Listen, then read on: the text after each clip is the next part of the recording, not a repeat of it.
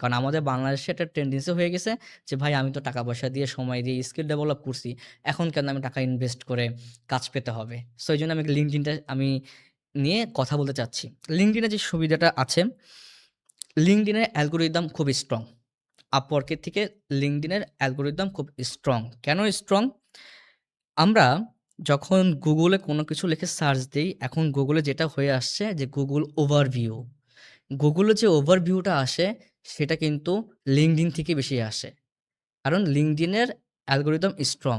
যদি আমার প্রোফাইলের কথা আমি বলি যে আমার নাম হচ্ছে ইব্রাহিম নিলয় এবং আমার টাইটেল হচ্ছে গিয়ে আমি একজন SEO স্পেশালিস্ট। এখন কেউ যদি Google এ সার্চ দেয় who is Ibrahim Niloy, LinkedIn এর যে প্রোফাইল নেমটা আছে ও কিন্তু Google এর ওভারভিউতে আমার LinkedIn টাকে দেখাবে। আমার Upwork দেখাবে না, আমার পোর্টফোলিও দেখাবে না। সো আপনিও বুঝতেই পারতেছেন LinkedIn how much the strong algorithm.